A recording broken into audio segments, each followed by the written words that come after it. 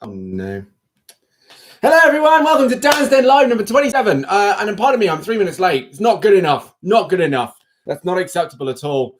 But, well, what do you know? I was actually doing a post on Facebook and on LinkedIn, and I looked at it, I was like, oh God, it's the time. But I wanted to finish the post and get that out and get it done because it holds me accountable to what I have to do after this.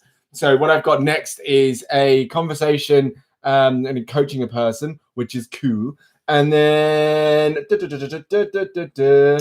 and then, yeah, I'm going to work on my podcast. So, yes, pardon me. Excuse me. So sorry. Thank you. Yes. Hello. Wonderful. So how's everyone doing today? I know the mic. I actually wanted to check because when I started and when I sat down, turned the computer on, the mic was muted. It's definitely on. You can definitely hear me. We're fine. So what's been going on? I did an interview yesterday with regards to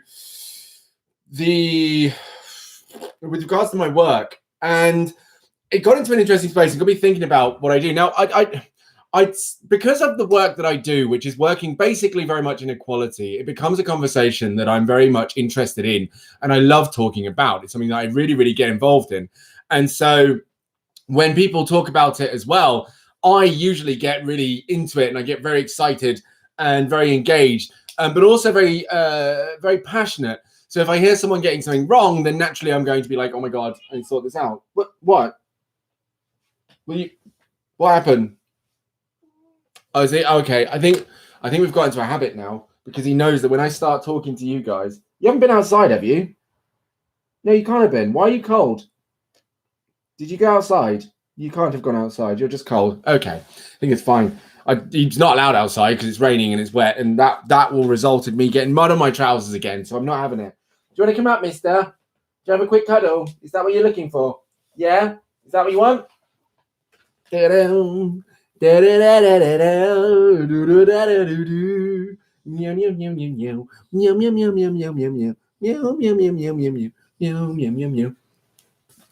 Yeah?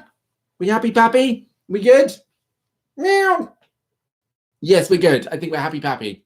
I believe so. Oh, he left some fur on my chin. Lovely. Ah, buddy, he's getting old, you know. So we find if he gets stroked well enough, I mean, I don't know if this is an age thing actually, but I assume it is. He's dribbling now. He dribbles on himself and dribbles on us as well. And then he does that thing where he shakes his head and just flaps his spit everywhere. It's really sexy, Dexter. Sexy Dexter, spreading the spit everywhere. It's lovely. I think he knows now. He knows that basically when I sit down to start talking, he jumps up here because he knows I'll pick him up and stroke him. So he's like, oh, yes, it's stroking time. Hooray. Yay. And he just gets super happy about it. Yeah, so it becomes a point of passion. I think when you're passionate about anything and you hear people getting it wrong, it really does become quite a problem. And I'm still thinking back to last Friday because I'm thinking to myself, I remember, guys, actually, I watched a video today. It was a comedy video, and I really loved it because it really made a point about edgy humor and dark humor and the way that people justify it. And it got me thinking about Frankie Boyle and how offensive and dark his humor was. It was really quite horrific. But then as time moved on, he became more popular. He actually then started to show his kind of real true self in terms of he actually is a very liberal guy and he does believe in equality and so on and so forth. So the fact that he's offensive isn't actually kind of a thing of, oh, screw, people complaining and screw people being sensitive. His comedy was designed to, kind of hit the nail on the head, or not hit the nail on the head, but be punchy. But he himself as a character is not necessarily punchy in terms of he has his standards. He has his moral compass. And I think when it comes to like edgy, dark humor, there is no moral compass. Hey, Jack. Hello. So I'm talking about, I was in a podcast interview yesterday and I was discussing some of the problems and challenges that I had. What's up, Dak? Some of the challenges I face in my work and things like that. And it's looking into language and so on. And I watched a video this morning. It was a comedy video about people who like dark and edgy humor and things. And I found it quite interesting because also it got me thinking about the way that I used to have comedy and the way I used to make jokes and, what it was based on and how it kind of produced that. Are you scratching yourself on the table? Are you okay? And yeah, and I was just going over that really. Because it's basically, this is the kind of work that I do. This is the stuff that I consult people and businesses on. So yeah, it's great humor, and especially when you deal with your emotions with humor. And that, you know what, that I think is it. And I think that's a really good point to make, Jack, because I noticed that when I was watching a lot of stand-up comedy quite a few years ago, right? A lot of it. And then I started to watch them have like panels and forums, and they would all gather together and talk and hang out. And it's weird because when they were sat not doing comedy but talking to each other, having a conversation, they did say and allude to this element of, we laugh about it because of the truth it has in our lives. So in fact, what they're making jokes about is, of course, you know, the difficulties and challenges they faced in their own life. And it becomes the butt of a joke. But what they also were saying is that it's not actually funny. And they say, like, the reason that they laugh about it is literally because, and they take ownership of the fact that they're unable to actually handle the seriousness of the thing. And so, you know, they make a joke about it. And it really got me thinking about how stand-up comedy is consumed, because from there I was able to change the way I looked at comedy and understand that when I'm watching a comedian make certain jokes, and I think this is it, there's a tact, there's a skill, there's a genuine skill to telling a joke that is offensive, where they can get away with it to certain degrees because it's told in a personal way, and it's told in a way that holds the comedian accountable, right? Yeah, exactly. Sounds like my problems. But when it's not tactful, when you have a comedian, and I've seen these comedians are on YouTube as well, and you can feel the difference, and it's just god awful. There are comedians who are able to make jokes that would be offensive, but they're able to make them because they're well crafted, right? And they're not overtold, they're not kind of on the street side in your living room kind of jokes. They're really good jokes that tell a great story. I think of what's his name? He's not necessarily offensive, but oh god, I forgot his name. George Carlin. George Carlin's a phenomenal comedian, because what he does is he actually basically rips the piss out of human beings collectively, and he mocks the human race time and time and just calls them dumb and stupid and everything. But because of the way he crafts them and the way that he's able to add ingredients of understanding, of knowledge, of intelligence, then it makes it okay, because he's not just taking the piss out of human beings. He's basically also giving solutions, and good solutions, not just any old ridiculous solutions like we should just wipe us all out and kill everyone off. It's actually solutions that keep us alive that we could do, but we don't, right? So George Carlin was great for that. But then there was another comedian I watched who'd come on stage. It was just awful. And basically literally just started moaning about oh no, it's not me. But that's what made George Carlin fantastic as a comedian, is that he was able to actually create positive, constructive solutions. Because what was it I read? Oh, it was such a good quote. Oh no, it's in the book. You weren't here yesterday. It was in the book. It's a book, Dexter. Chill your fucking ass. It's in the book. It's such a great point. Here we are. I read this out yesterday.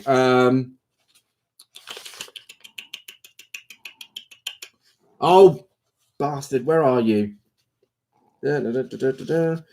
Basically, it went along the lines of some of the greatest things that human beings could conceive, think about, create.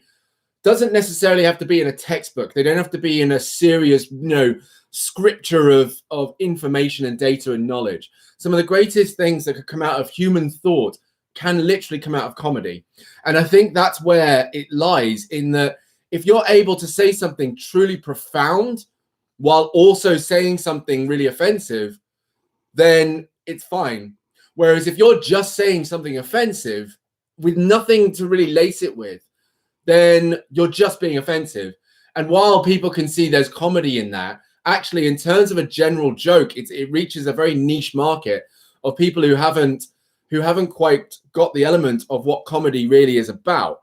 And so it's clear. And I think to that point when you see someone, I think that's where it's not funny. That's exactly where it's not funny, because if you're able to make a joke that covers up your emotions, and it's clear that you're just making jokes to cover up your emotions, then actually what you're doing is you're highlighting the sadness more, because it's so obvious that you're just trying to laugh over the emotions. And I say you, not you, Jack, but I'm saying that's the thing.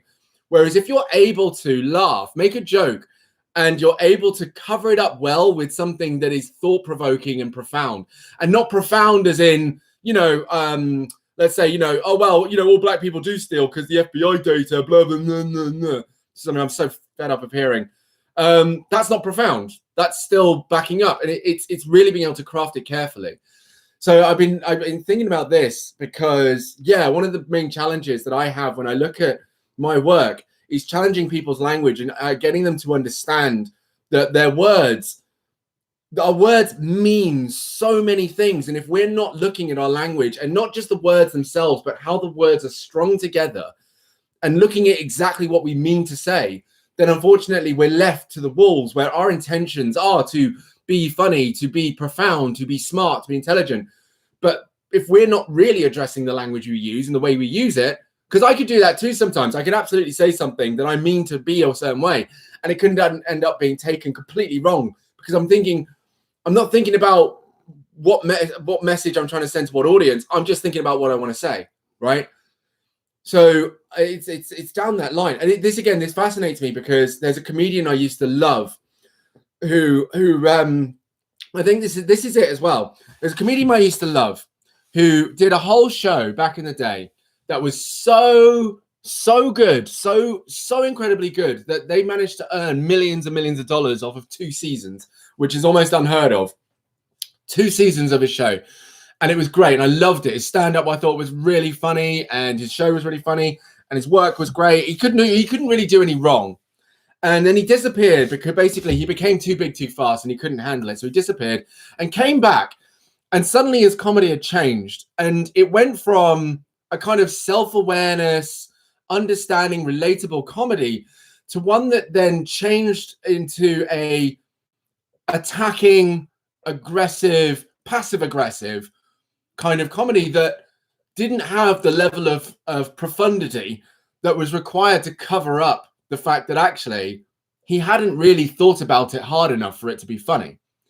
And the people that followed him continuously into this sort of comedy were indeed the people who shared a certain value type that actually they're not good people. I'll put it that way. They're not good people. They don't believe in equality. They certainly obviously believe there's a hierarchy of power. They certainly believe there's a hierarchy of identity, authority. And that's where that comedian has gone now. But the way that they've changed is they've taken it away from a self-awareness, and now they clearly are making comedy to try and cover up the insecurities they are having in a certain area, and it's not funny anymore. Well, to I think a lot of the audience that used to find them funny, and it's no longer, it's hit a tone, it's hit a mark, and it's not great. So Jack, you said here, I do use jokes to cover up my emotions, but I also use jokes about the problem I have, so it just takes the edge off. Yeah, I think, and that is common. I think we do that a lot. Like that's one of the things I talked about how we meme stuff, right?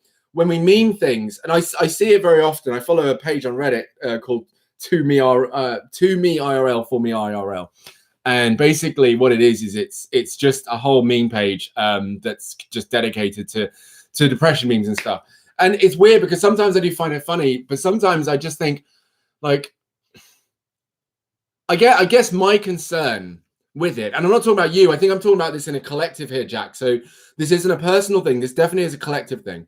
Is that what you can find? And remember, I don't know if you were in the episode where I talked about silos that we live in, where we have our world with our own experiences, and it can go so far, but ultimately there's also other worlds outside of our silo of experience. I think we'd be hard pressed to be able to really have vision on every single type of subculture or subculture or subculture that exists on this earth, that has its own world of its own, from birth to death, that can take place without us knowing about it. So yeah, when I talk about this area, no, you went there. Okay, so fine. So just to make it clear, I guess, if I put it this way, you're aware of streamers, right? You know that people do video game streams and stuff like that. So that can be part of your silo that you understand. However, there are people out there, I guarantee there are people out there who have no idea. It is not even remotely part of their life that, of course, that the idea that a person can play a video game, broadcast it, and people will watch it. They might be aware of video games, but they won't be aware of the fact that people are making money off people watch. And they could be someone down the road from you. They could be someone, they could be my next door neighbor. You don't know. But their world doesn't have that thing in it, that parameter of its silo. It doesn't exist there. So when I mentioned that, I put it into terms of the culture of what you're talking about, right? Now, I completely respect, of course, that the idea is we make jokes to cover up our... I want to say, and again, this is in a respectful way, we cover up our lack of ability to be able to understand how to solve the problem. And I say that because the comedy, like you said, takes the edge off. It makes it easier, and it becomes a short-term solution. Like, what's the word I'm looking of? A remedy, until we find the actual way to get rid of it. Or, of course, it goes away by itself. Because once it's gone away, we're probably not going to joke about it anymore. I don't so often see people struggling with a problem and making jokes about it like they are, because the problem's not there. So technically the joke doesn't need to be made, right? So it becomes this short-term fix. It's like a medication, ongoing medication until there is a problem fixed. The issue is, of course, the deeper we find ourselves in a culture of making jokes about these things, the longer that thing prevails, because effectively we're going to turn that medication, that remedy, into a integral part of what we do, which means the problem is never resolved. It just maintains and stays there because we've built a whole life and culture around this thing. And it's only a personal concern of mine. And I think it's about whenever it's the appropriate time to do so, it's finding the way to work through that and deal with that, which is why I'm so glad that therapy is becoming a far more talked about and accessible and respectable and acceptable method of dealing with our problems. Because even comedians now are talking about going to therapy and going to sort that out, because they're realizing that their problems don't go away because they laugh about them, and even though they make money off them, they still aren't going away. So and these are all the things that I heard comedians talk about in these little forum chats and stuff like that, is that the problems didn't actually go away. Yeah, it was funny and they made money and people would pay them to make these jokes, but actually what they found out is that people were paying them to have problems, and they were like, that's not okay because my problems are pretty severe, so I really want to stop. Do you know what I mean? So and I think again that the other issue is when it comes to kind of the edgy dark humor, I'm not saying that edgy dark humor is wrong of itself. I think it's a case of it requires more tact, because then of course it becomes a huge projection, and it becomes a huge projection of either I find this funny because I believe it to be true, right? Or I find it funny because I don't understand it properly. Now, I fall into the category more of column B than column A. I still felt like there was this element of truth in the dark humor that I would make jokes about and stuff, and some of it was racist. But that was because I had been taught things about Black people that wasn't true. And so the jokes then would seem true when they were not. So that was number one. Hello, Veronica, welcome in. Hello. And then the second one was that I didn't understand it fully. I did not understand it well enough for me to actually understand why the joke doesn't want to be funny in certain areas, and why there are times I don't tell that joke, and why there are times that it's maybe a little bit more acceptable, but I still want to make sure that I'm aware of the joke I'm making, why I'm making it, etc., etc. So yeah, it turns into a really fascinating conversation because of course it's very easy for us to get caught in the element of covering up our problems with humor, which again, I'm not arguing at all. I think if there's anything that can keep that edge off, then fine. That's cool, good. You know, make sure you're maintaining, as long as you keep hold of the fact that at some point it becomes a time to resolve the problem. Because otherwise, yeah, you end up in and again, I say this because it's just the fact there's also adults, and this is the saddest thing. I'm good, thank you, Veronica. How are you? And how's Jack? Jack is fine, good. I think it's also, and I think this is the problem, is it turns into adulthood. So I work with adults who and this is it, they clearly have problems that they are not dealing with, and they are still dealing with their problems by turning it into a comedy show. And the funny thing is that the older you get, the less funny it becomes and the more sad it becomes. And I don't mean sad in a judgmental way, I mean upsetting, because you're seeing a long, ongoing problem a person has had that they clearly have had for a long time that has not been resolved yet. And it's like this, and it's unfortunately, it becomes a rejection of people of itself, and it becomes kind of an antisocial thing because it then attracts people like that. So then you end up with people around you who all do the same thing, and the problem is never resolved. And that's it. You're left with that problem for the rest of your life because you found that the tool you use to maintain it is that's it. You know what I mean? That's great. Yeah. Yeah. And it becomes less funny. And I think that's why people maybe jump on it a little bit sooner, because it's like, okay, like, yes, haha, funny, you know, we're all trash and da. But at some point, you know, we've got to push past that because yeah, it turns into a state where it just unfortunately isn't funny. There was a guy I knew who was a lovely guy. I worked with him, actually. He was a guy I did a job abroad with, and it was really fun spending time with him. Really, really fun. He was a really good guy. He's a great entertainer, absolutely superb entertainer.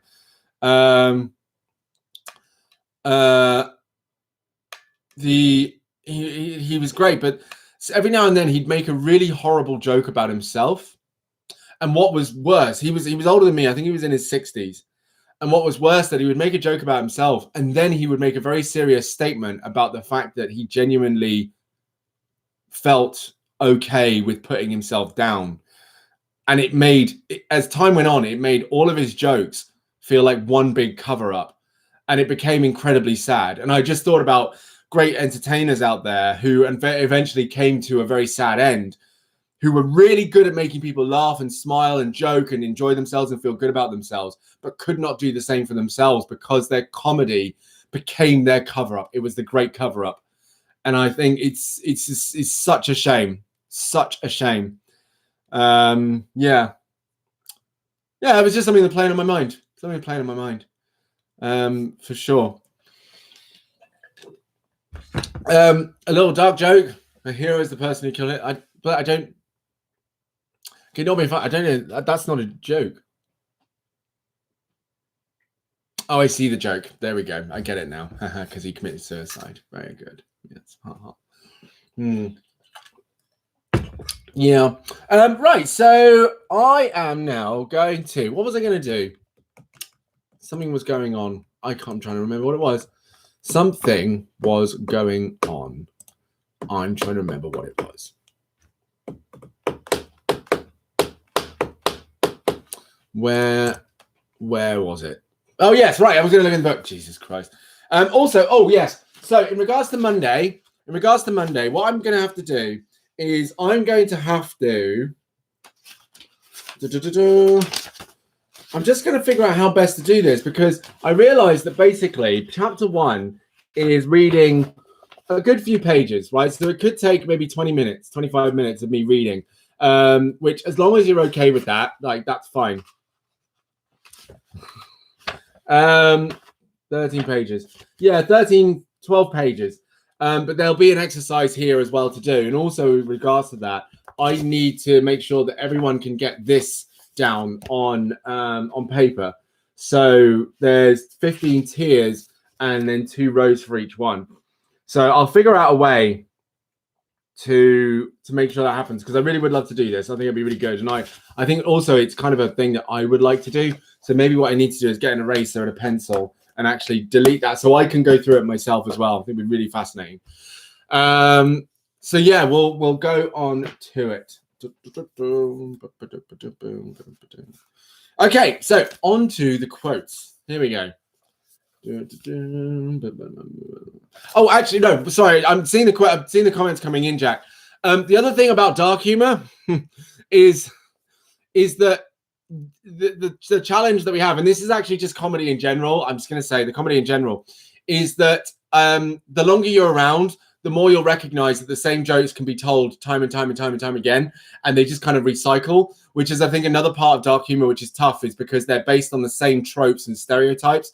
So for dark humor also to be funny, it needs to be refreshing. And right now, I think with dark humor is that you're constantly hearing just a lot of the same themes regurgitate themselves. So dark humor often basically is sexism, racism, fascism, and so on and so on. and pedophilia, all of those taboo subjects.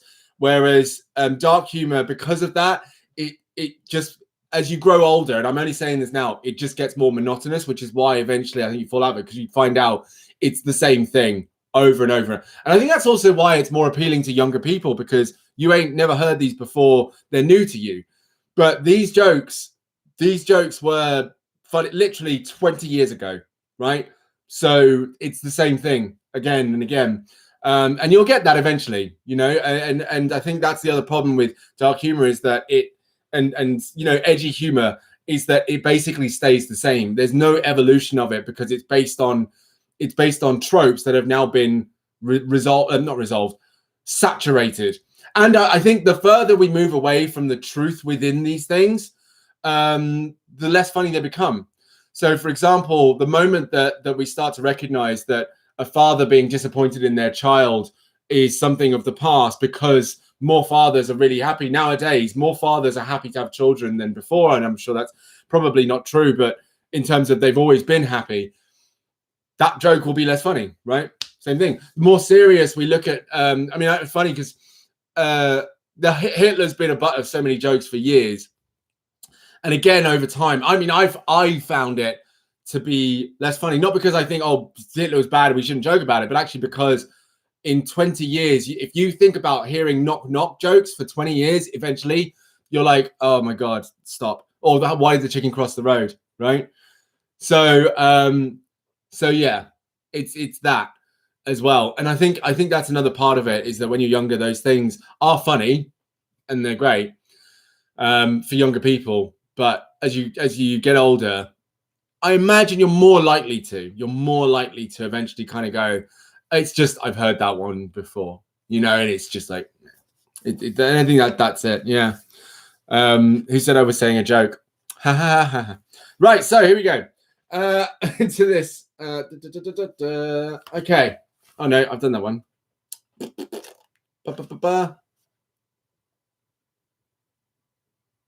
Okay.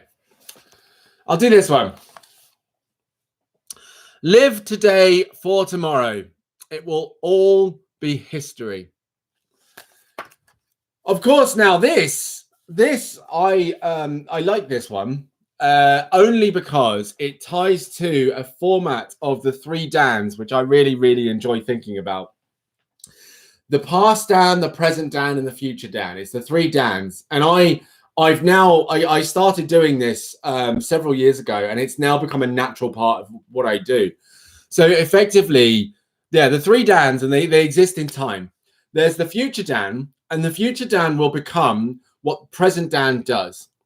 Past Dan, of course, is also a simple reflection of what present Dan did.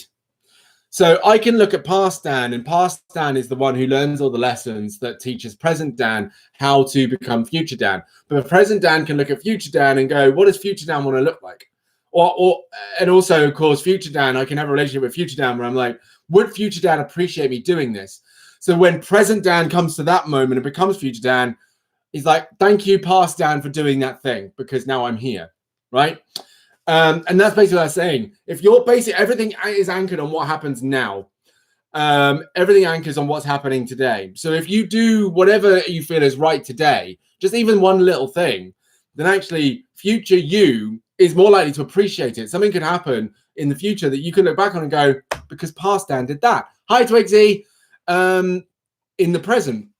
So what can present Dan do now, or present me do now, that will help future me, that will also take me back to past me and go, thank you very much for doing that. And it can be a constant. But it all has to take place now. You can't take place or take action in the future. You would need to take action in the now. You can't take action in the past. It would need to be in the now.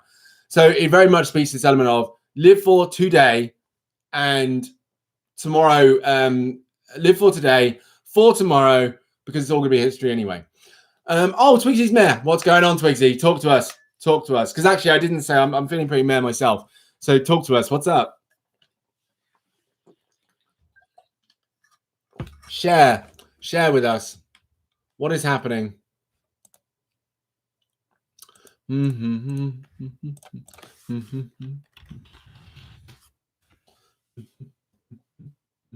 We're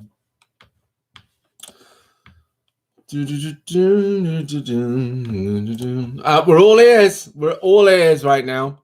Do share with us. Let us know what's up, Twigsy. Okay, so first of all, then I'll ask: are we all okay? Do we all want to take a moment here? And Twigsy, do you feel comfortable sharing? Because actually, I think like this could be an opportunity now for us to talk things out if you want, if you're comfortable with it. Of course, it's a public forum, so you know, if you'd rather not, then we totally understand. But yeah, if you want to kind of let a few things out, then please do.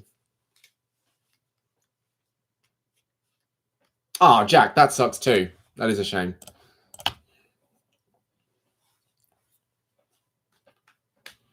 Oh wait, I'm going to pause because an opportunity to share, if you want, Twigsy, is absolutely here and right, ready to go. I imagine you're actually typing it out right now because I imagine it's quite a lot, so you want to type it out and so on. But I mean, I ask. I mean, everyone else says they're good. Are we actually all good? Because I'm not feeling like, I don't know what was up, but like 11:30 came around, and I don't know why, but I just felt a bit demotivated for some reason, and I thought like, why, what's going on?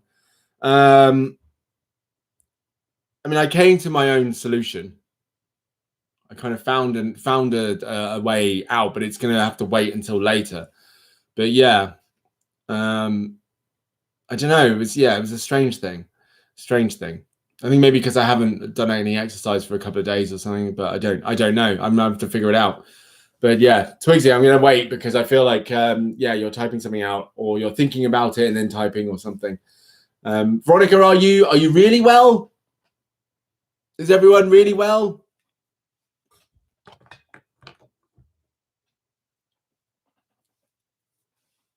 Yeah, that's relatable.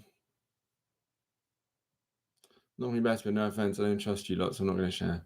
All right, that's fair, Jack. No problem. I mean, you want to be able to trust the people you're sharing with, so that's cool. Okay. See, Twigsy, I'm wondering if there's, not with you specifically, but I'm wondering if there are ways we go through of this sensation where, because actually it was, I think what set me off this morning was, and I don't know if you got a similar thing, because I'm saying it's exactly, like you have no motivation. I'm saying I demotivated, something's up. And I wonder if it's going through certain ways of experiences, and it won't be everyone, right? This won't be everyone.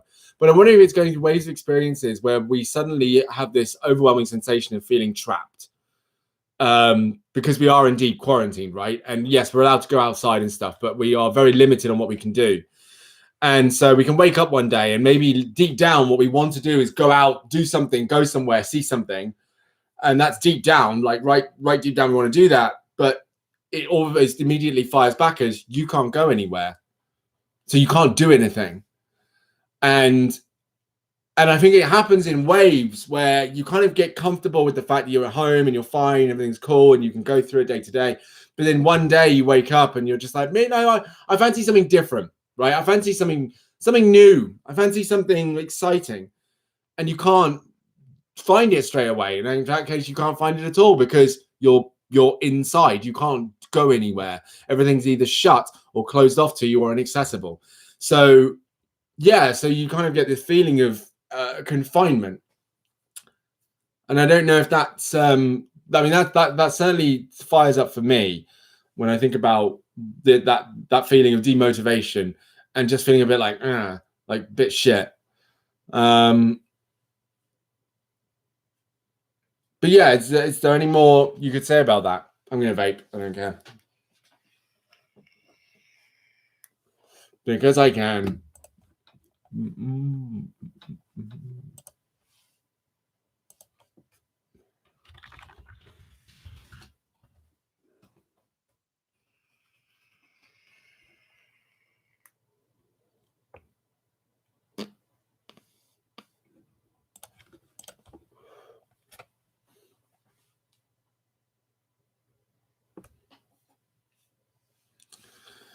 Yeah, see that's it, Veronica, as well. That's exactly it. It's this element of like repetition, and it's kind of like it's like a Groundhog Day. I don't know if any of you have actually seen that film. I know I haven't actually, and I would like to, but it's kind of like Groundhog Day.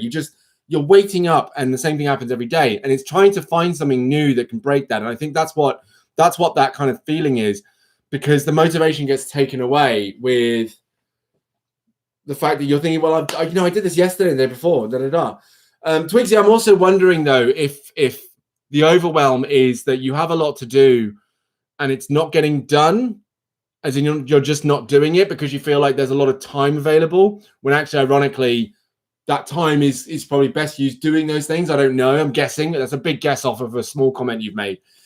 But maybe that's it. Maybe it's that case of you're feeling demotivated because you're also aware that there's stuff that you need to do that isn't getting done, and you feel like it's not going to get done, and it's overwhelming because also know it's not going to go away. I mean that Veronica, what you said is one of the reasons that I haven't really spoken to my friends and family as much as usual as I thought I would, and I've actually spent more time talking to people I don't know. I've spent loads of time talking to people I don't know. Because hang on, I've just found a bit of muck on my mouth. I want to clean that up. I'll do it afterwards. Yeah, because talking to people I know, it's like, what am I going to talk to them about? I like, it's the same shit every day. What am I going to talk about? It's the same. I don't know. Twigsy, let us know if this is resonating at all, if there's anything coming up for you. But I think it's just that a lot of people will be caught up in, and I feel for people with like really severe mental health challenges, because the repetition can drive people mad. It's doing the same thing every day and expecting a different result, and that's the challenge. We've got to find something that takes us out of that and develops and builds on something and grows in some way. So even Jack, like your plants, and I think that's it. Your plant isn't growing, and it's kind of like, oh my God, even the plants aren't growing. What the hell? Something needs to change. Yeah, I'm sure you're not, that upset about it, but I'm sure it's annoying. But yeah, I mean, it's weird. I'm enjoying this, and I think I said yesterday, I think it was, that I don't want this to end. So today might be a bit of a downer on yesterday's high that I was having, but at the same time, I think still having that choice of freedom. Yeah,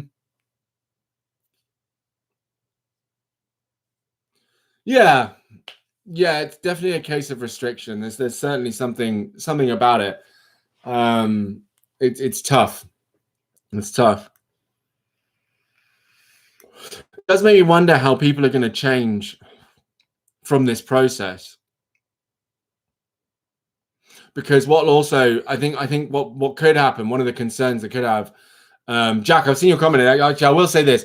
One of the things that could happen, and it ties to this, is they'll definitely, the outside world will get slammed when we get this lift. It will get absolutely slammed. Parks will be full, bars, pubs, clubs, theme parks, communal spaces, nature reserve, everything will get absolutely rammed. People are going to be all over the place. And the part that I'm concerned about with that is that we'll have the anxiety of being caught indoors for so long, but then also people with social anxiety, and maybe even people with mild social anxiety, will have a serious problem then going out, because there will be people everywhere. I don't know if I'd call it social anxiety, but I know that I get uncomfortable around places where there's loads and loads of people. I just don't like it. And when I'm bumping into a lot of people, I get really uncomfortable with that. So I'm not going to be going out as much. I will be having guests over, and I will be having people around, and I'll probably go to other people's houses, but I'm not going to be going out to public spaces so much because it will be full. And I'm not excited about that part. Excited for other people. They can go do it. But also we'll have developed a habit of being indoors, and it's not that we hadn't already, right? Like we've already, because of course we have access to takeout, Netflix, we have our laptops, our internet, our phones, we can be indoors anyway. But because I think a lot of us just want that choice back, we just want that option back to go outside. So I don't think that this will change that much at the same time, because we'll just feel better knowing that we can. Suddenly it's available to us. We want that. What's the word I'm looking for? Not entitlement. Oh God. We want to take that for granted again, because that's exactly it. We took it for granted, the ability to go out and just do things, right? Whereas when it's lifted, we'll just do it again. But it'll be an interesting process. So Twigsy said, I agree with the quarantine thing. I can't go anywhere, see anyone, or do anything. I can't even talk to my friends over the internet. That, and I'm pretty sure all my friends from college aren't going next year. So I'm going to have to start over with the friendships next year. And it took me long enough to have the friends I have. Also with the overwhelming thing is because I have so many things to do. And I just have this thing where if I have too many things to do, I just shut down. Isn't that called dyspraxia? A form of dyspraxia. I don't know if I don't want to diagnose it directly, but I believe that's a form of dyspraxia where, yeah, you have too many things to do.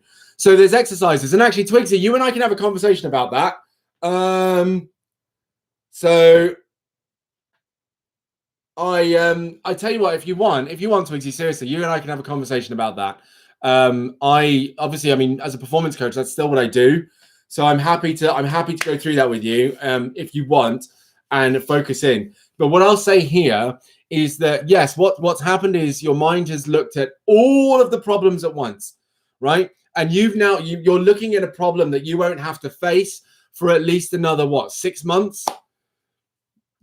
6 months. So much can happen in 6 months. A lot can happen in 6 months. You're worrying about a problem that will happen in 6 months. Meanwhile, you've got problems that require your attention right now, right? And so you're trying to bring those problems that are taking place in 6 months to now.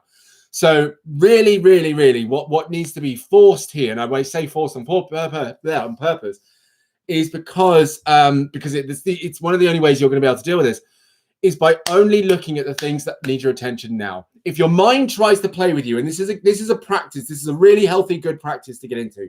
Your mind will try to get you to worry about stuff that's going to happen in 6 months, right? It will just do that. But what you need to do with the agency and control you have is literally say, that is not important right now. That is not important right now. That is a 6-month problem. That is not a problem right now. I have things that require my attention right now, and I need to focus on those. Then this is what you do, right? In fact, I'm going to draw it out. I'm going to draw it out for you.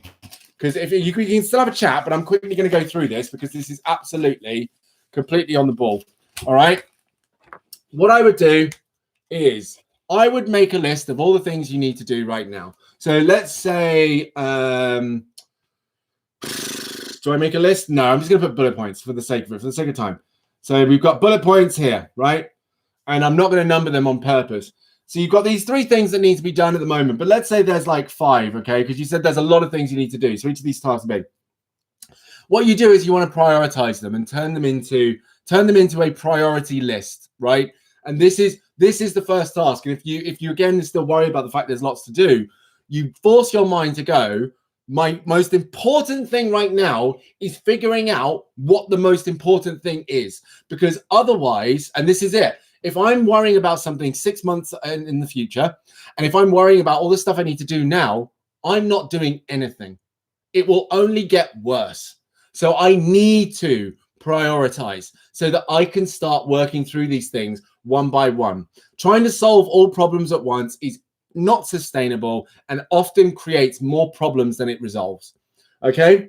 So we've got these 5 things here. Now, what we do is we have 2 different priority metrics. We've got time, and I don't know if I did this with you, but again, I'm going to remind you anyway. Time and impact, right? And you can rate these on a scale. I choose 3 because it kind of makes it easier, right? It just makes it easier. So time, 1 is the shortest amount of time. 2 is a medium amount of time. 3 is the longest amount of time.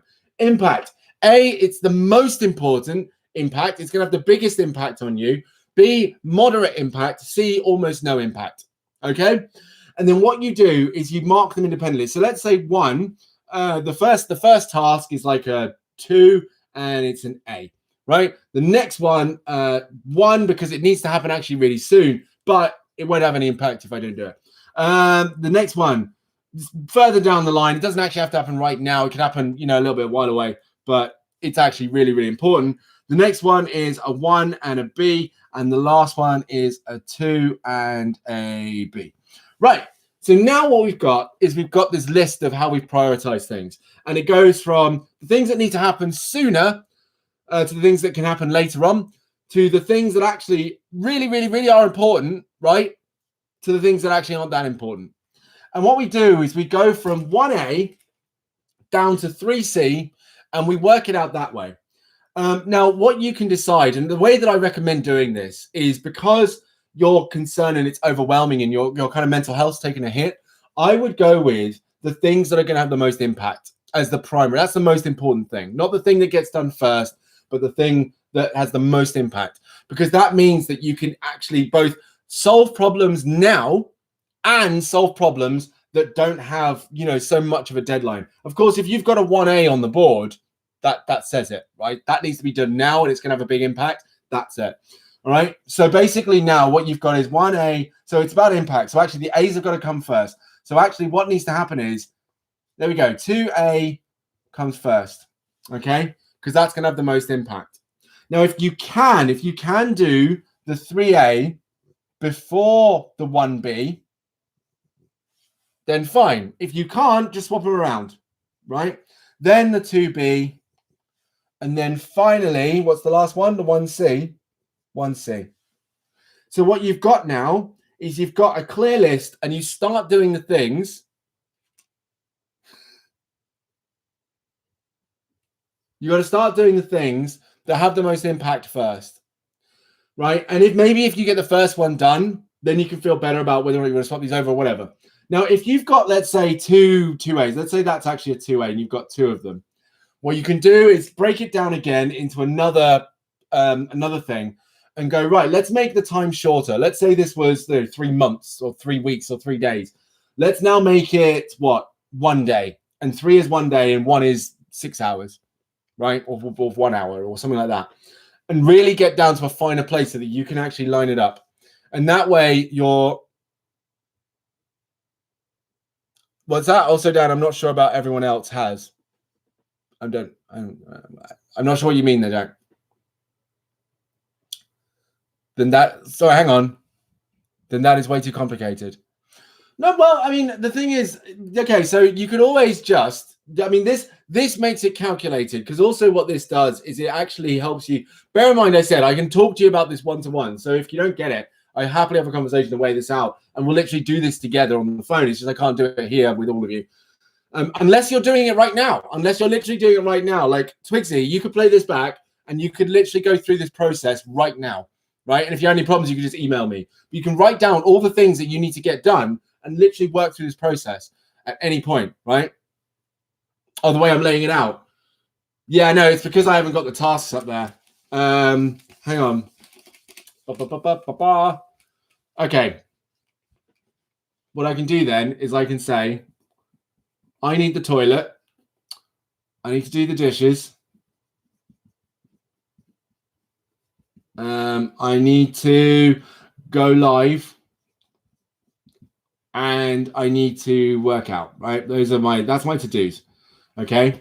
So based on that time, what I'm going to say is the toilet trip. How badly do I need the toilet? What impact is it going to have? Well, technically, that's on my list. So I'm going to say 1. And really, I'm pretty sure if I don't get that done, that's going to have a pretty big impact on me. So I'm going to say that's a 1A, 100%.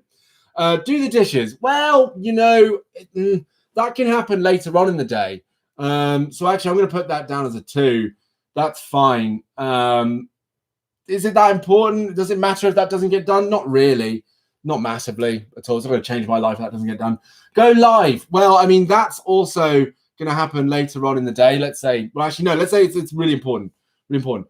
And if that doesn't happen, now, let's see. If I don't go live 1 day, this is a weird one, because actually, I feel like it would be a massive problem if some of you expected me to log in and I just disappeared. I feel like that would kind of suck. So I'm going to put that down as a 1A, right? And then workout. Well, that actually can happen at any point. That's fine. Is it going to have a big impact on me? Kind of a moderate impact. That'll be fine.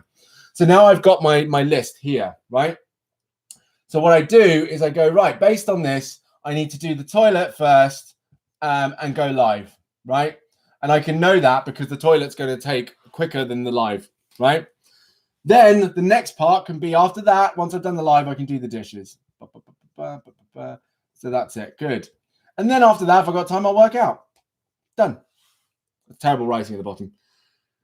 But what I've done is I've taken my list, the things I need to get done. I've turned them into, I've marked them in terms of priority and time frame. And now what I've done is I've told myself what order I need to get stuff done. Now my day's organized. That's how I can get stuff done. Instead of worrying all day, like constantly, you know, I start the day and I need the toilet and I'm thinking, oh God, but I got to work out. Oh, when am I going to work out? And I'm worrying all day about, you know, when I'm going to work out. When actually I can tell myself, I don't actually need to. It's fine. And I can chill out and forget about it. Meanwhile, I can go to the toilet in peace, then do a live, then do the dishes, and I'll work out if I want to later, and it's fine. Right, so the numbers. Now, let me break it down a little bit further for you. The numbers are a time frame. Now, what I didn't explain, because I didn't want to get ahead of anything, is that it's about shortest time, moderate time, and longest time. Now, what you can do is you can basically say, what's the task on your list that could be the longest? Or you could do that, right? You could say, what's the thing on the list that I can leave for the longest amount of time? And then that time becomes 3. Or you can say, I want all of these things done within, say, the next 2 weeks, right? And if you say that, that means 3 becomes 2 weeks because that's the longest period of time. And then you can say 2 is, let's say, 1 week. And then 1, the shortest amount of time, can be the next 2 days. And it's within. So if something's a 1, if something needs to happen within the next 2 days, then it's a 1. If you're like, I want to get that done in the next 2 days, it's a 1. If you could think, actually, I can give that a week, give it a 2. And if it's within the next 2 weeks, it's a 3. And that way you can literally say, I need to do these things first. These are 1s. Let me do these things first. And I've given myself 2 days to do these things. And then, of course, the things that are 3s, you literally don't have to worry about until you've gotten past the first week. You've got 7 days to not worry about those things. And then because you've got all of these other things done, right, that isn't so overwhelming because you managed to get so much done in 2 days. You got so much done in 1 week. Well, you got 1 more week to do the last couple of things. It's fine because you're not worrying about all the other stuff. Does that make sense? Yeah, the letters are impact. And I say the numbers are time because, you know, 1 o'clock, 2 o'clock, 3 o'clock, 4 o'clock. So that's why I connect it that way. Whereas impact is A, B, C. It just, I just, in my head, it makes more sense that way. Jack, what are you not understanding? Come on, because I don't want to leave you in the dark here. What's not working, or is it that you figured it out? Oh, thank you, Twigsy. Okay, good. What is it that you need to figure out? Because I'll happily explain it, mate. I mean, this genuinely is great, and it gets to a point, I'm not joking, where you don't even have to write this stuff down. If you've got a list of things you need to get done, you can do this in your head, but of course you can practice it, right? The other technique, which again is just so much simpler, is if you've got sticky notes or a piece of paper, write down the list, rip up the bit of paper, and then order it in front of you of things that you just think are more important than others. Literally prioritize them. And it's almost like a checkbox. Every time a task is done, scrumple up that bit of paper and chuck it in the bin. And what you're actually visualizing is your task load literally getting smaller and smaller and smaller. And that, of course, can heal that anxiety of the fact that you've got so much going on because you're watching as each task gets smaller and smaller and smaller. Or sorry, as your task list. It was the letters and numbers. You're good. Oh, good. Okay, cool. All right, fantastic. Good. Yeah, numbers are time because numbers, 1, 2, 3, 4, 5 o'clock. So I always put numbers as time. I'll leave that there for a moment, and then let me know when you've got it.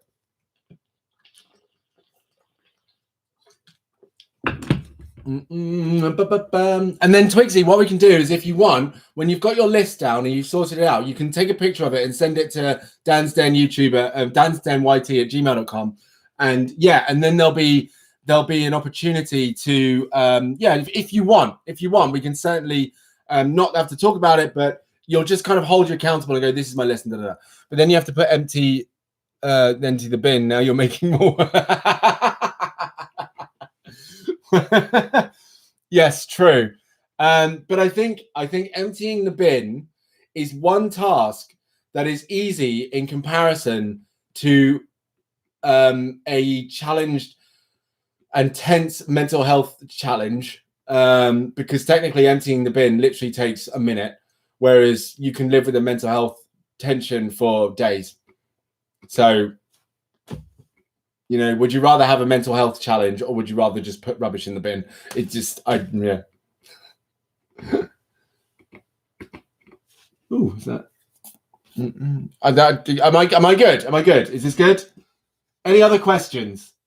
Any other questions? And by the way, Twigsy, thank you for sharing and being honest and open and letting it out, by the way, because I hope you feel at least a little bit better for letting it out. But I think this is why it's important for us to be able to share. So I really appreciate you doing that. And I hope this helps. I really hope this helps.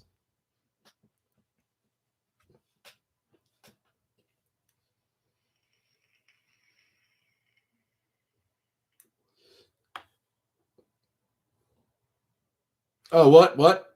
I did actually. You know what? There were loads I missed. Hang on a second. Right. So sorry for spamming. I got to there. Sorry for spamming the chat. Don't apologize. You can spam the chat. You're fine. Jack, also Twigs, you'd read not be questioning our NI existent friendships. I don't know what you meant there, Jack, but it's okay. But it's all right because Twigsy isn't. So that's good. Oh, I love you, bud. That's cute. Dan, I'm not sure about everyone else has. Then that is way too complicated. Okay. No, I don't mean the system on the way you're laying it out. What were the numbers for again? Oh, I see. Yeah. One was most important and 3 is the least. I think it was the letters then. It makes sense. Write it down. Good. Yeah, it does make sense. It's actually really good. Oh, yeah. Right. I missed that bit. Do all your challenges go if you pick the bin option? Jack, a profound question.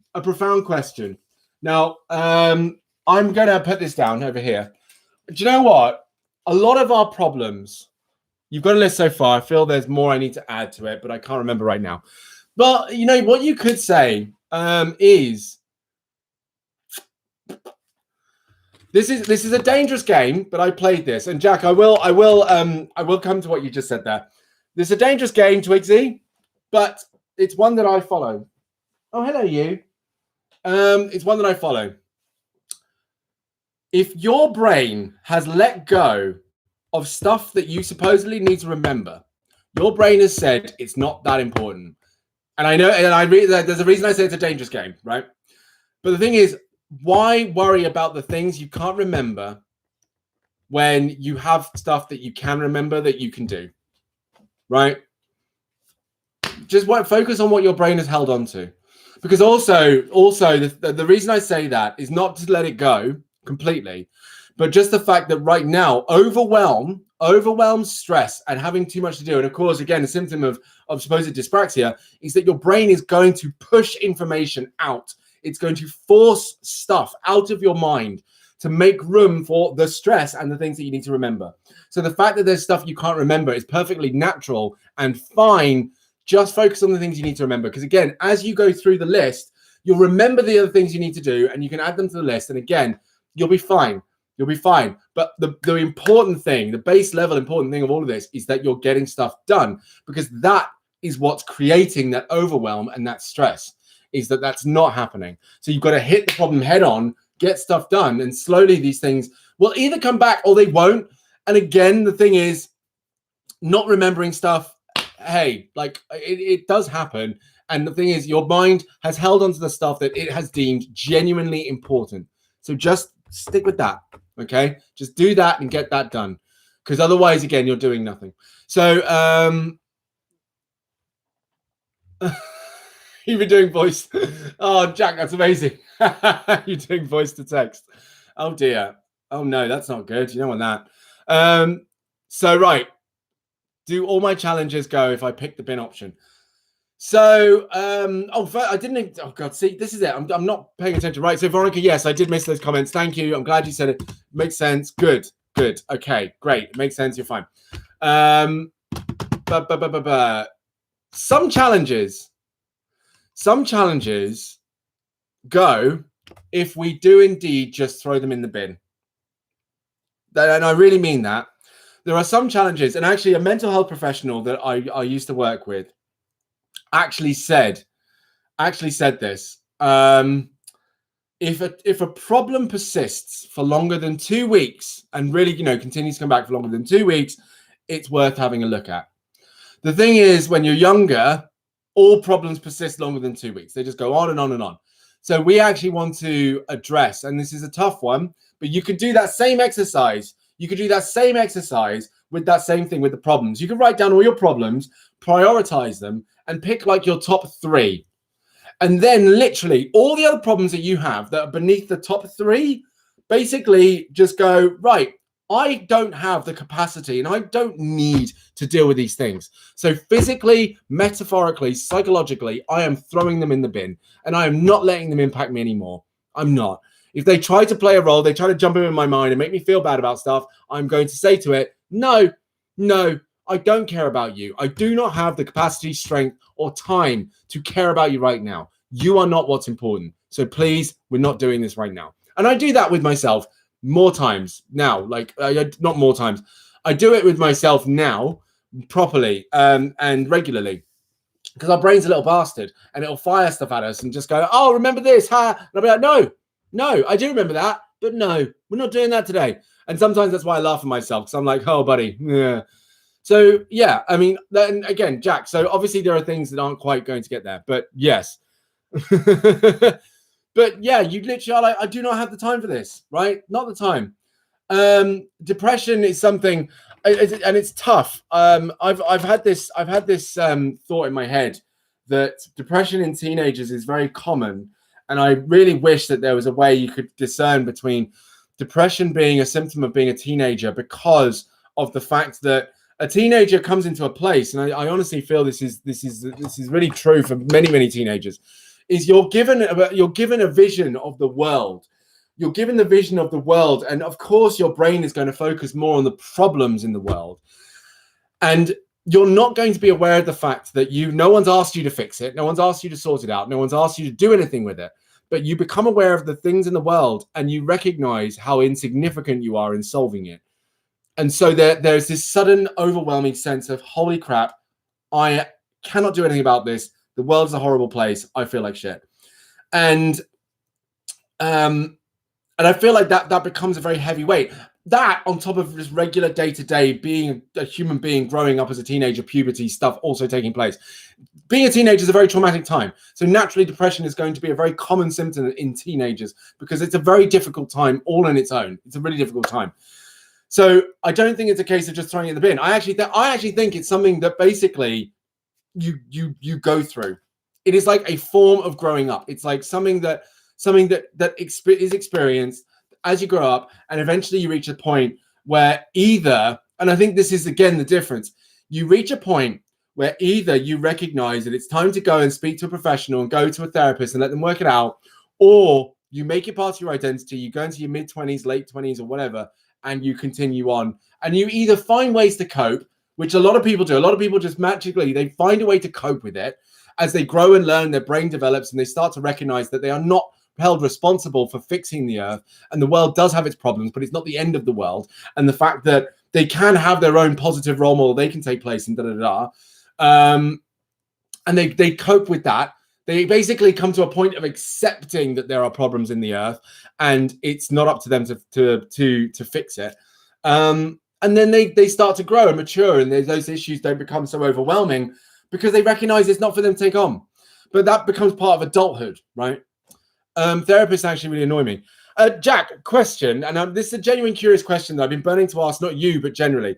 How many therapists have you seen? If you're okay answering that, let me know if you'd rather not say. Totally understand if you'd rather not say. But how many therapists have you actually sat down with and spoken to?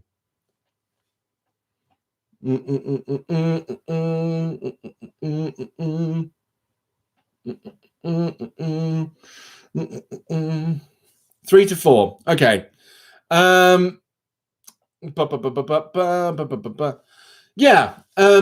And so hang on. So very quickly, Twigsy, you said, you still think you had depression back in 2018 to 19, still get intrusive thoughts and that dark time sometimes. Yes. And I think actually what is true is that the thoughts will become less regular, but actually what will happen is as you continue to move through the world and grow and I think build a better resilience and this is why positive mindsets are so important. As you build on a better resilience, as you grow and have better understanding of how you want to be on this world, those thoughts don't stop, but you literally, it's like a ping pong ball, just boom, they're gone. Right? They disappear a lot faster and they do not consume you so well. They're actually a lot weaker because you become more aware of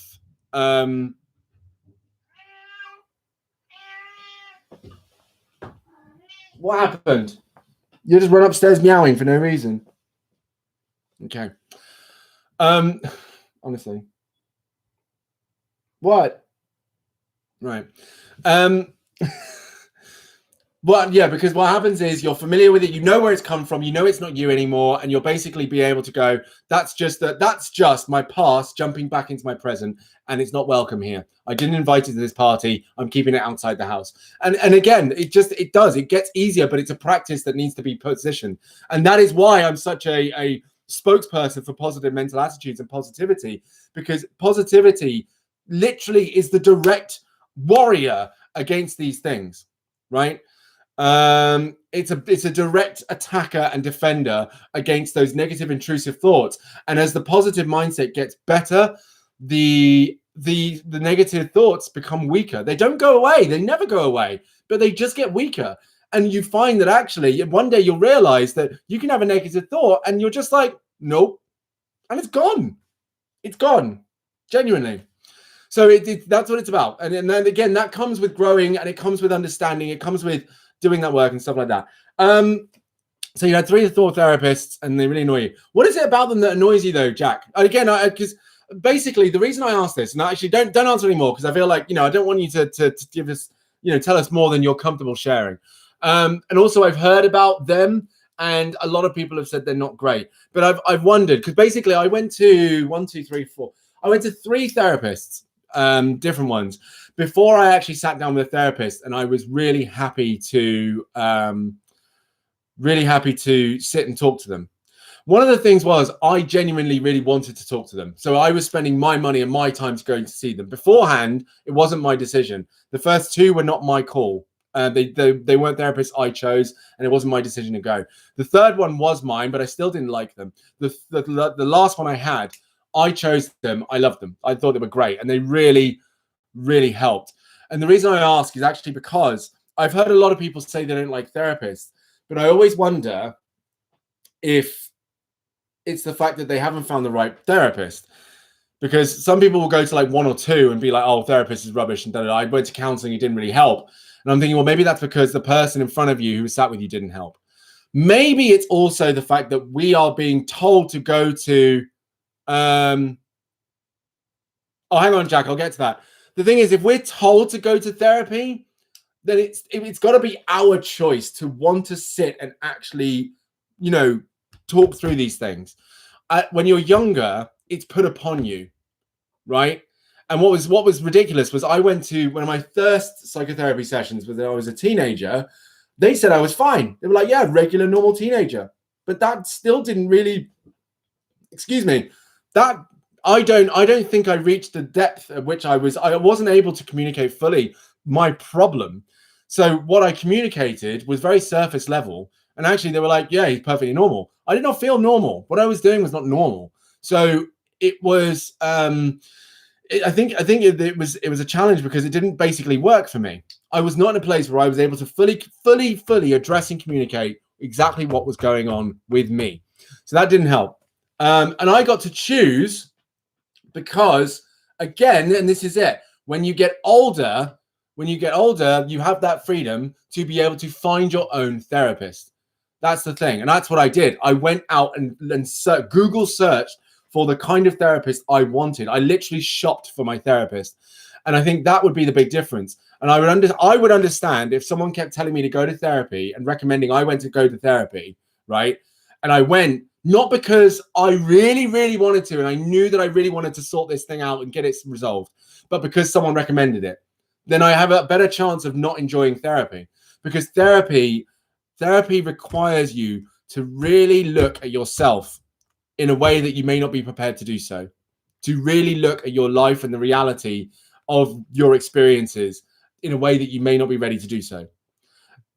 It's hard. And here's the thing, when I did therapy, sometimes I would come out of a session feeling great and I'd feel really wonderful and fantastic. Sometimes I'd come out of therapy and I'd feel worse than when I went in, right? But that's the process. That is the process, because obviously the whole idea is that they hold up a mirror to you, who you are, your role in things, the way that you are, who you are.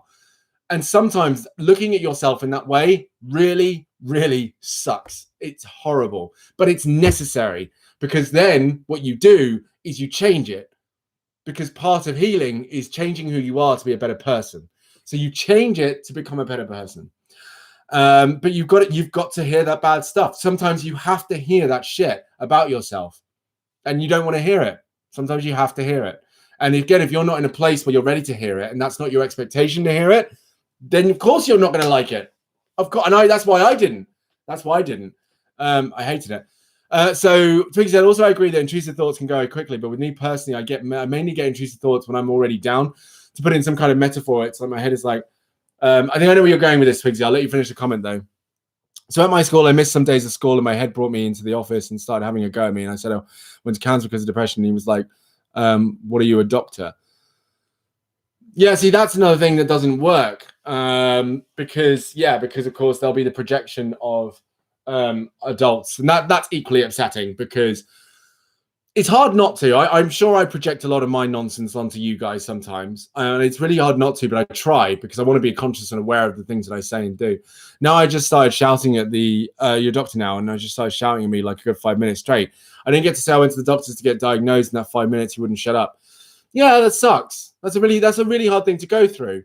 And of course, with that, it's going to be difficult. It's going to be difficult trusting people, and certainly trusting adults, when, of course, that's how they speak to you. And I think if you're then in front of a counselor or therapist who is an adult, who will be an adult, and the idea is that you trust them enough to share stuff with them, you're probably not going to feel comfortable doing that. So you've got to develop, this place where you, Jack, want to go and you want to get there. And I'm not saying you don't. I don't know, but it's got to be your decision. And when your decision, it's got to be your counselor, your therapist. And I think that's going to be the best way for it to work. If you get a therapist and they happen to be good, that's great.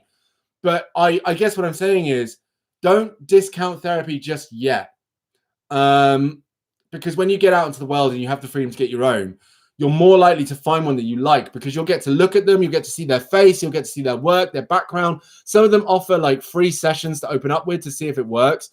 And you may be more likely to find someone that you're like, do you know what? I like this person. I like the way they let me talk. I like the way that they hold me accountable, and I like the way that they are. I'm going to trust this person to help me get through my stuff. Because again, the first therapist I chose to see, I sat one session with him, and I was like, I don't think I'm going to be comfortable speaking to this person. Interesting enough, after I went to my following therapist, I actually really wanted to go back to the original one, because I was like, maybe I just wasn't ready to hear what he had to say. You do apologize for spamming the chat, Twigsy. It's okay. You're allowed to talk.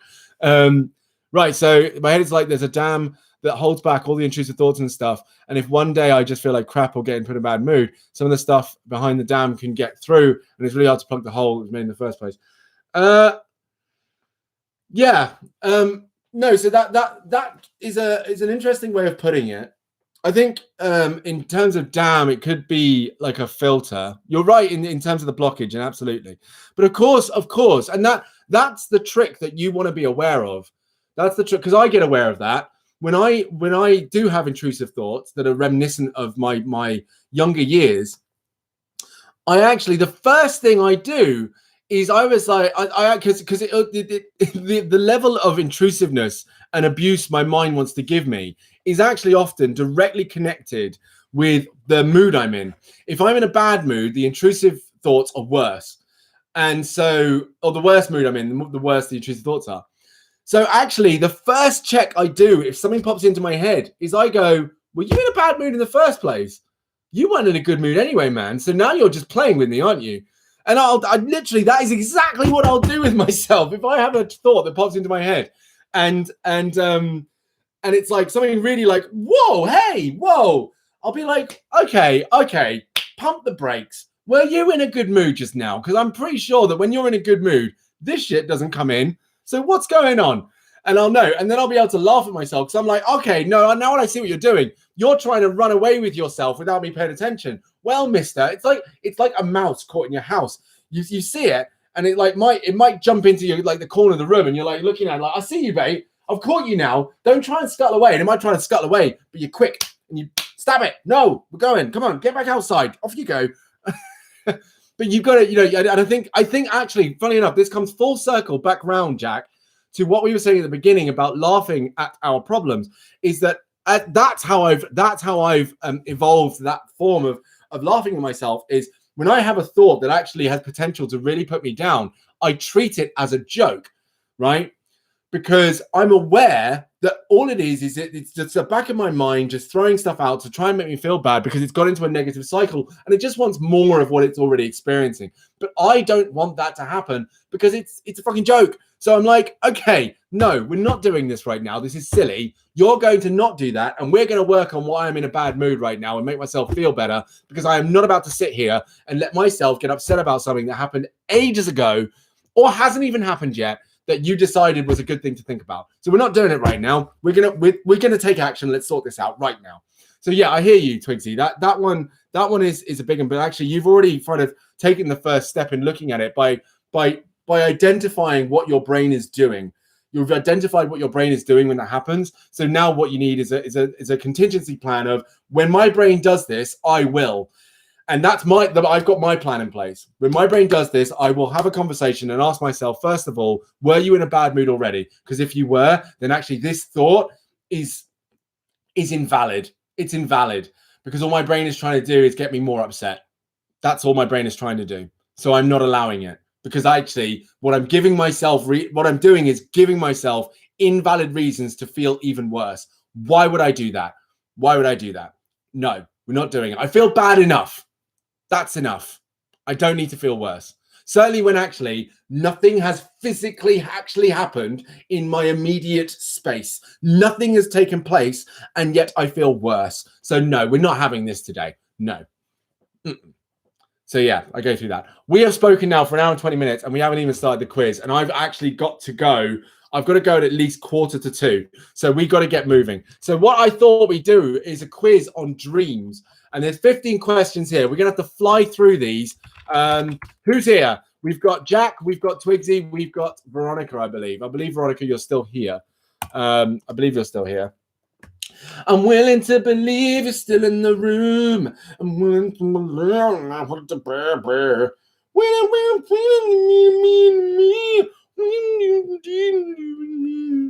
All right.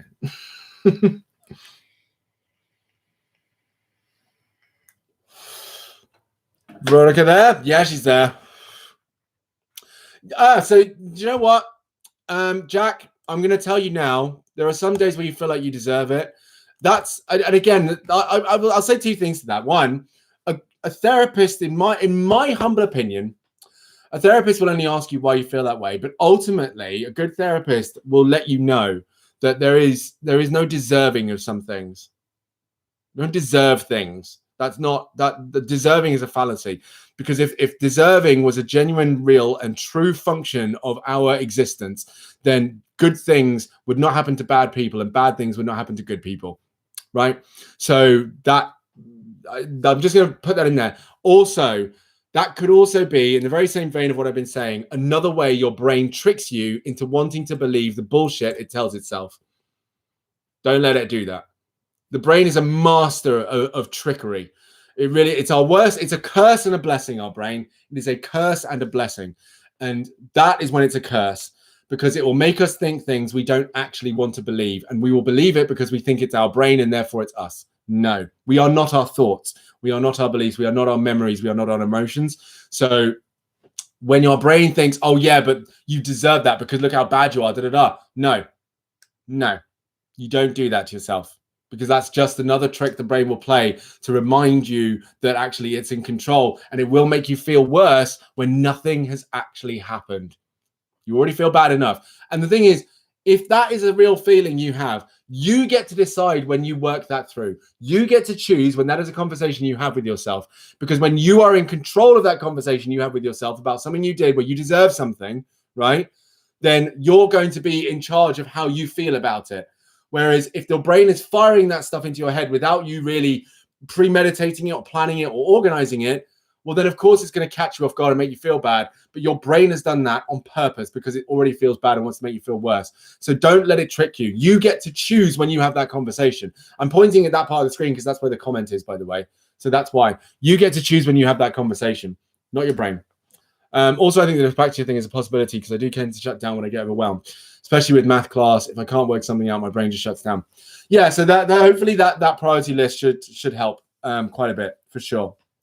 It should help quite a bit, because actually that'll be a practice of allowing yourself to calm down. And the reason I don't want to die, the reason I want to pull you away, right, from dyspraxia, I'm not a doctor, I don't know, and I'm not about to sit here and diagnose you, and I don't think you should go down diagnosing yourself, because what it can simply be is not dyspraxia, but a method of actually organizing, prioritizing. I thought I had dyspraxia when I was younger because I would have exactly the same problem. But actually, I'm fine now, because really all it is if I've got a lot going on and I'll freak out, I just realize that I haven't planned it and I'm not doing it. So I start doing it and things work out. So literally, and of course, what the practice is taking a deep breath, knowing that you're not being asked to do everything at once and take things step by step. That's not dyspraxia. Okay, symptoms of, but not dyspraxia. You need to go to a doctor and diagnose it. Okay, so I'm not about to put that on you. All right, I'm taking that away right now. Yeah, there you go. Okay, good.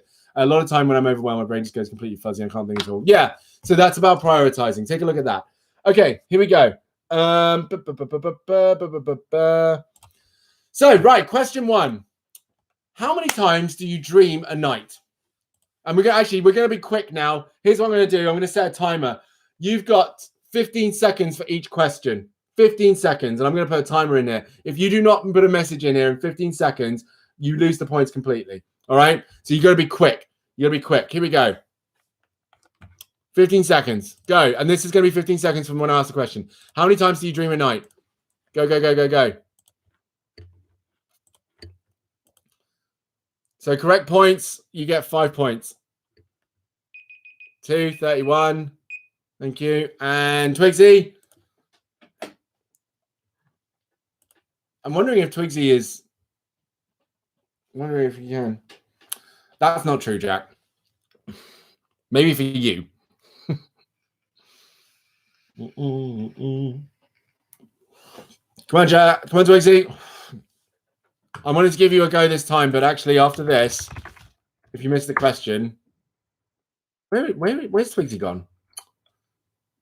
Hello. I don't like him. Honestly, it's always during the quiz. You disappear. Yeah, that's true. Actually, it could well be. That's difficult. All right.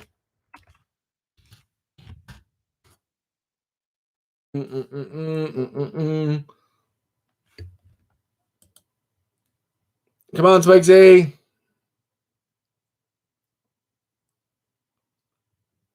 Yeah, Twigsy, are you behind on the live? Is that the difficulty? Because if that's the case, then actually we can run as normal and it's fine. I was typing something, I had to hypertype. Okay, right, cool. All right, so so 12, 31, and 2. Right, the correct answer is 3 to 6. 3 to 6 times we dream a night. There you go. Right, here we go. Next one. So, how long is each dream? How long is each dream?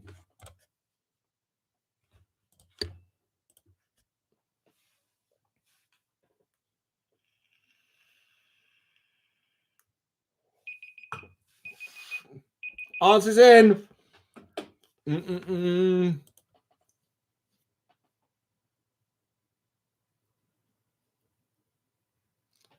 cool. All right, thank you. Thanks for mentioning that, Twigs. I appreciate it. Jack, what do you reckon? Answers in, answers in, answers in. Go, go, go, go, go.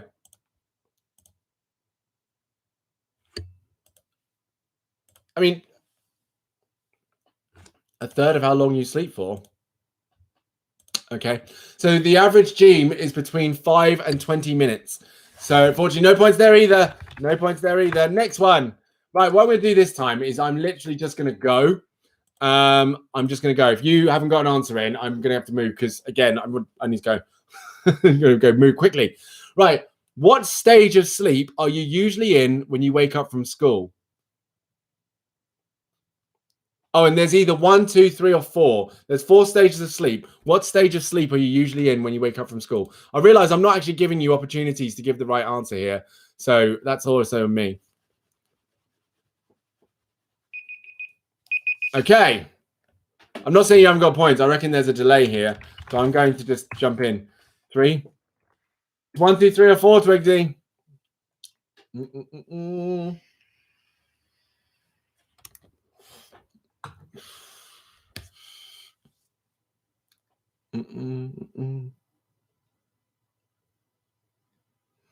Maybe I can't really put a 15-second timer on these because obviously it just runs over too quickly. Here's a problem. So Veronica says 3, Twigsy says 3, Jack, I think you're a bit behind. The answer is 4.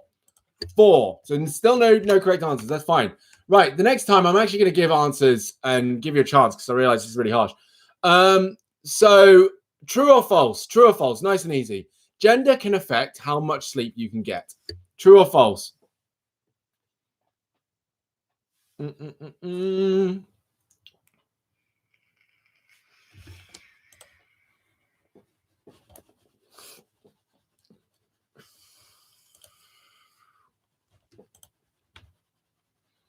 True. Okay. Twigsy? True. Jack, what do you reckon? What do you thinking, Jack? Do you reckon it's true or false? True. Okay, it's false. It is false. It does not have an impact on our sleep at all. We don't. There's none of that. All right. No, number 5. Number 5. Here we go. How much of dreams are remembered? Is it A, 1%, B, 2%, C, 95%, or D, 102%? I mean, that's weird. Actually, I think it makes sense, I suppose. But yeah, let's see. Do do do do do do do, but a boo do do boo boo.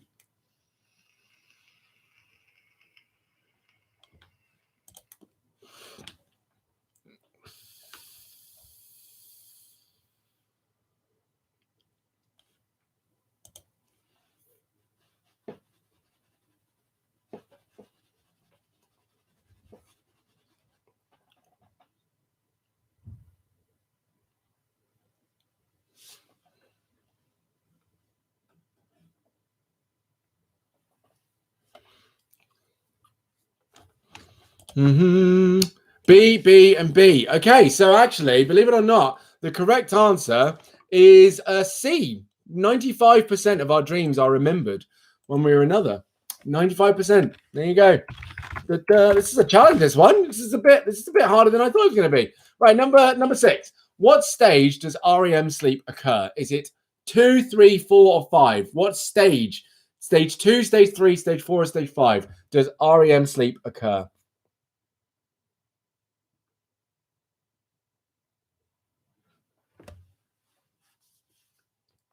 Three,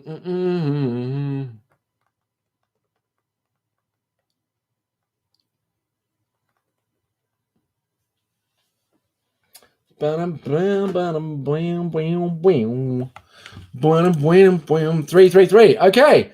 And the answer is 5.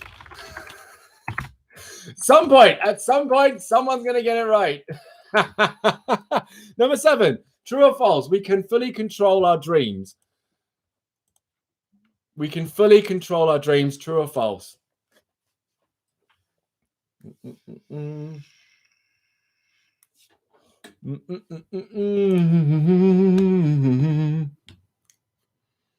That's where you're organizing stuff in a way, isn't it? Yeah, pretty much. That's where you're putting things together. Da da da da da da da da da. Da da da da. So false. Twigsy, what do you reckon?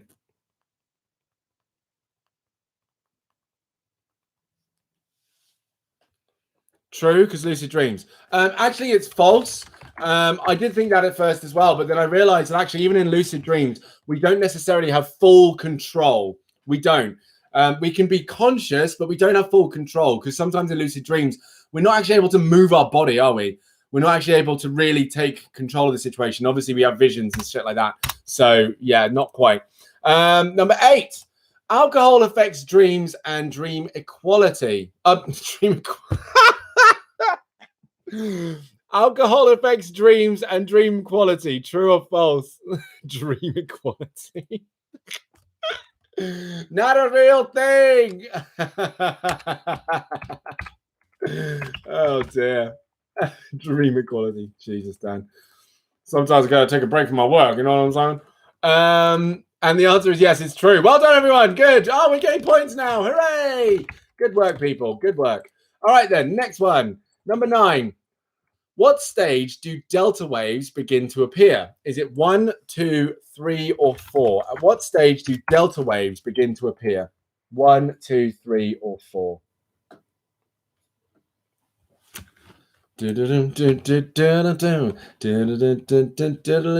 At what stage do delta waves begin to appear? 1, 2, 3, or 4? Jack says 4. Message retracted. 4. Twigsy 4. And Veronica's going to say 4. Okay, the answer is 3. The answer is 3. Okay, next. Dreams work as a form of what? A, psychotherapy, B, school, C, cooperation, or D, food. Dreams work as a form of A, psychotherapy, B, school, C, cooperation, or D, food. Oh, you guys are firing the answers out today. I love it. Yeah, go. Bang, bang, bang. Shoot from the hip. Pow, pow. Pow, pow, pow, pow. Love it. Except for Twigsy, who's big braining it. Big brain time. I've got to play my song. Big brain time. We only get the big brain time. Big brain time. You are all absolutely correct. Well done. Yes, it's psychotherapy. Congratulations. Points all round. Boop and boop and boop. That one didn't. There we go. Okay, then. The next one is... wait, did I? Yes, I did. The next one. Stage 1 in... Oh, what? Oh, right. Okay, it's a typo. Sorry. Stage 1 is 50% of normal sleep. Is that true or false?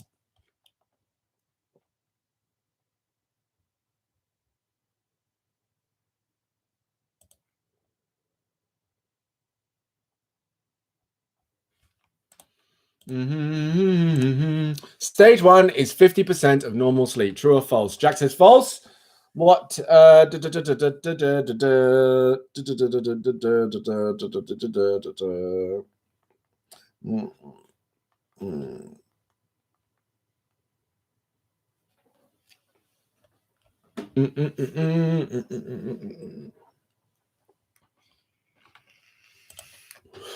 what's it going to be? You say it's true. You're going to be wrong with this. I don't know why you then chose that because you're absolutely right. You were wrong.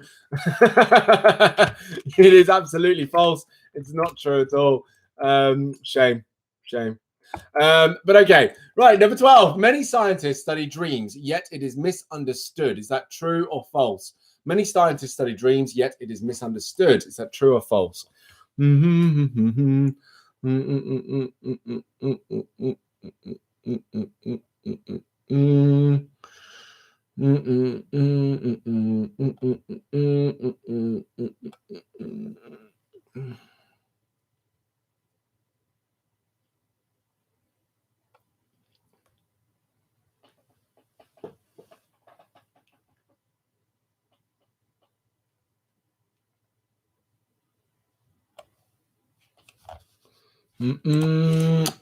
And I don't even know what that means. I'm just going to say true like everyone else.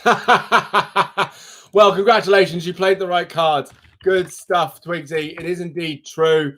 Well played. So everyone gets points. Good stuff. Right. Next one, number 13. Are dreams memories? Yes, no, or sometimes? Are dreams memories? Yes, no, or sometimes?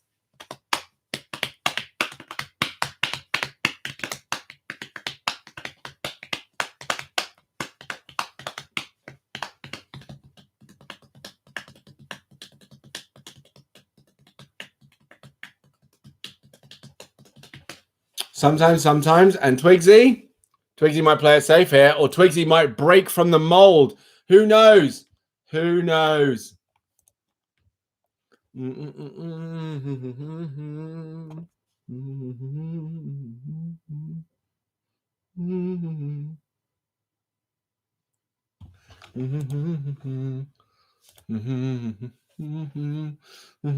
Twigsy, where are you at? Where are you at, Twigsy?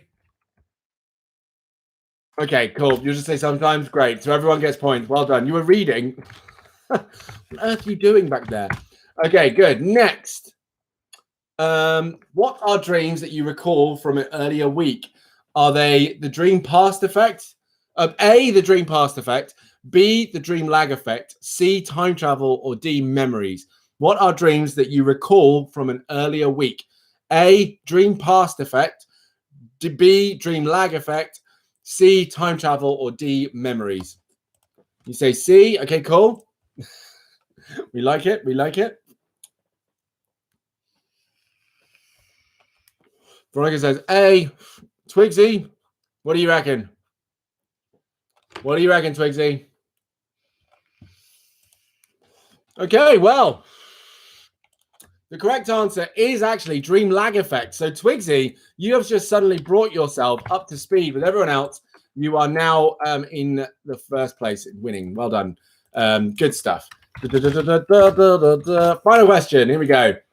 How many stages are there in the sleep cycle?